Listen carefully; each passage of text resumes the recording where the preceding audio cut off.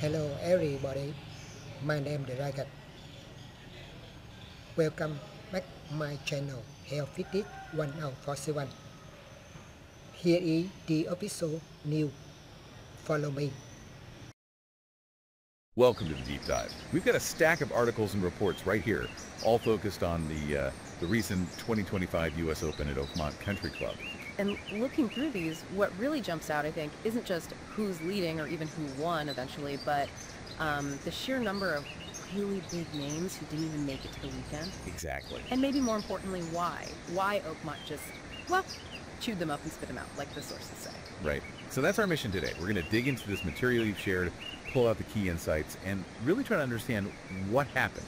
Why did so many top players miss the cut? And what is it about this course, Oakmont, that makes it such a brutal test? Some reports are calling it diabolical. Yeah, diabolical feels about right sometimes. Let's start with that first point then, the sheer number of unexpected exits. It's pretty staggering when you look down the list. And the cut line itself, that's maybe the first clue the sources point to. It settled at 7 over par, 7 over. Which, yeah, these reports highlight, that's likely the highest cut we've seen in any major since, what, the 2018 U.S. Open? That was 8 over. Wow. So when the cut gets that high, it tells you something. It's not just a few players having an off week. The course itself is really dictating the terms. Absolutely. It means the setup, the conditions, maybe the course itself that was the main character for the first 2 days, really. And the list of players who fell victim, it includes some serious headliners. Like Bryson DeChambeau, for instance. You know, the defending champion from Pinehurst last year. Right. He finished at 10 over, missed by 3 shots. The sources really detail that Friday round for him, especially a tough stretch on the second 9, the front 9. Bogey on 1, a double on 5, then bogeys on 6 and 7. Yeah. Just couldn't stop the bleeding. Yeah, one piece flat out said he was knocked out by Oakmont. Just didn't have that A game we've kind of gotten used to seeing from him on major leaderboards. It really shows how much this course punishes you, doesn't it? Even a guy like Bryson, with all that power, who can sometimes just overpower a course. Right. Oakmont doesn't let you do that. It demands something else, a different kind of precision, maybe. He even said the rough was incredibly penalizing, and sometimes even he couldn't get out of it. And then there's Phil Mickelson, finished at 8 over. Just one shot too many. Yeah, and the sources really flagged the significance there. This might have been, potentially his last U.S. Open. That 5-year exemption he got from winning the PGA in 2021, it runs out. And he's 54 now. With that whole history, the 6 runner-up finishes, chasing the Grand Slam, it feels kind of poignant. It does. And the reports describe his finish, those double bogeys on 15 and 17, and then needing that birdie on 18 to make the cut. The putt that grazed the edge but didn't fall? Ouch. Exactly. And now, that's what, his 4th straight missed cut at the U.S. Open, 7th missed cut in his last 9 majors overall. And apparently, according to the sources, no interviews afterwards. Just low waves to the fans. It kind of echoes what he'd said earlier about the high likelihood this was it for him. Yeah, and there was that little anecdote mention about Ben Griffin chatting with him on the 18th green, like maybe a passing of the torch moment or just acknowledgement. Makes you wonder about the mental toll chasing that one title for so long, especially on a course that just beats you down. For sure. And it wasn't just those two, was it? The list of big names missing that 7 over cut is, well, it's long. It shows just how widespread the Oakmont effect was. Yeah, look at Justin Thomas. Finished way back at 12 over. And the sources point out this is kind of becoming a pattern for him in majors lately. Something like 72 over par across his last 13 major starts. 7 missed cuts in that stretch, only 1 top 10. And they mentioned a specific moment too, right? A 4-putt. Yeah, a 4-putt double bogey from just 22 feet on the par 5 12th. I mean, on most courses, for a player like JT, that's almost unthinkable. But at Oakmont, maybe not so unthinkable, as we'll get into with the greens. Exactly. Then there's Tommy Fleetwood, finished 9 over. And one report said he was actually inside the cut line for like 97% of his rounds. Oh, that's brutal. Isn't it? But then a double bogey on his very last hole, the 9th, drove it into a fairway bunker, 3-putted from 40 feet, and just like that, his week was over. Wow. Dustin Johnson, too, former U.S. Open champ, won it right here at Oakmont back in 2016. Yep, DJ missed at 10 over. And again, the sources point to his recent major struggles. 6 missed cuts in his last 8 starts, only 1 top 10 in his last 11 major. The phrase used was, the search for the Dustin Johnson of old continues. Pretty blunt. And Wyndham Clark, the 2023 champion, he has 2 at 8 over. Seems his recent struggles, especially off the tee and with approaches, they continue. Needed a par in his last hole, didn't he? Yeah, but made what was described as a sloppy bogey and went home early. That's 4 missed cuts in his last 7 majors now for him. Hasn't cracked the top 30 since his win. And Shane Lowry, his week sounded particularly tough, especially compared to 2016 when he was the 54-hole leader here. Oh, absolutely. Finished at 17 over this time. 17. The sources mentioned losing over 4 strokes, putting in the first round alone, shot 79, then started his second round, bogey, bogey, bogey, double bogey. Oof. His quote really summed it up. That's Oakmont. Too many doubles, too many big mistakes. But the thing that really stood out that showed the mental strain was that penalty. Oh yeah, the 1-stroke penalty for picking up his ball on the 14th green without marking it first. Right, he called it probably one of the stupidest things I've ever done, said his mind was somewhere else. I mean, that kind of mental lapse under that kind of pressure, it tells you what Oakmont does. It really does. Who else? Lived Goldberg. Yeah, Oberg missed at 8 over, second straight major MC for him. Started okay with a 72, but then a 76 in the second round, 6 bogeys, no birdies. And Patrick Cantlay. Same score, 8 over. And like Clark, needed par on his last hole, number 18, hit it in a fairway bunker, made double bogey, missed his second straight major cut too.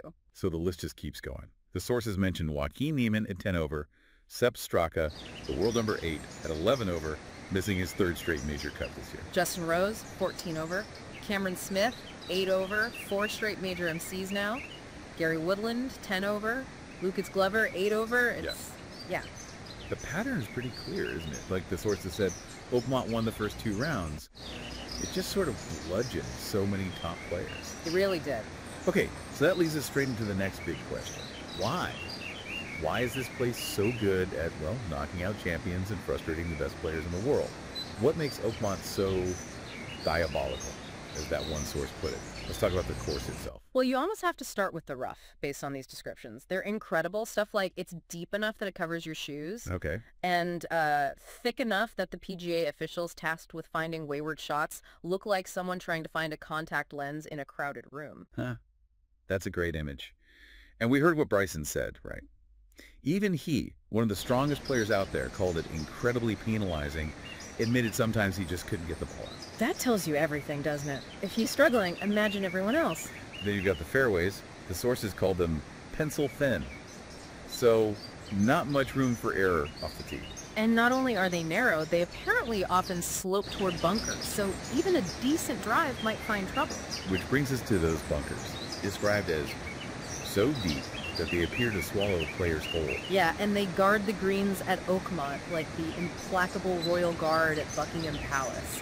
You know, they're not just hazards, they're serious penalties, strategically placed. But maybe the most feared feature, the one everyone talks about, is the greens, isn't it? Oh, absolutely. And the sources, they don't hold back here, calling them essentially putting on sheets of glass. Sheets of glass. That have, and I quote, enough bumps, slopes, twists, and turns that all they're missing is a windmill or an open-mouthed clown. Okay, that's just brilliant.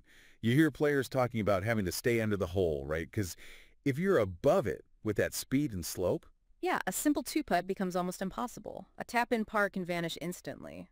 Scotty Scheffler mentioned they get a little bit bumpy later in the day, too, adding another variable. Robert McIntyre called them brick hard running away from you. Combine the speed, the slopes, the firmness. Mm-hmm. You can see how that 4-putt from 22 feet happens. Exactly. It all adds up to this constant, relentless pressure on every single part of your game. Thomas Detroit put it really well, saying it pressures you constantly, whether it's off the tee, whether it's putting green, whether it's around the greens, or it's the iron shots into the green. There's just no let-up. And we saw that pressure get to even the world number 1, Scotty Scheffler. The sources described him showing visible frustration. Yeah, like scalding that flop shot on the par 5 12th, though amazingly he still got up and down for par there. But then his jaw dropping after a bogey on 13, slamming his club after an approach, spun away on 14, another bogey on 15. Even he admitted the greens got challenging out there late in the day. And even players who made the cut, they weren't immune to Oakmont's moments. Rory McIlroy apparently chunked it only a few yards out of catastrophic conditions on 2 straight shots on number 4. He survived, but it shows the danger. Victor Hovland, too, hacking his second shot only 97 yards, because the rough just grabbed his club on 15. Yeah, it just reinforces how severely slight misses get punished. Or Bryson's approach on 12 that bounced 3 times and then rolled all the way off the back of the green. There's just no forgiveness. And what about that crazy moment with Tony Finau's ball? Oh, yeah, hitting a greenside sprinkler head and flying into the grandstands, nearly hitting someone. It just shows how unpredictable things can get when the margins are that thin. Freak bounces seem more likely to end in disaster here. These stories really drive home that this course is as much a mental test, maybe more so, than a physical one. Yeah. Hearing the players talk about the mental side is fascinating. Absolutely. McIntyre feeling like he was on a knife edge with every single shot, even after playing well. And Kim Si-woo being incredibly honest, saying he didn't even know what I'm doing on the course, admitting it felt too hard for me.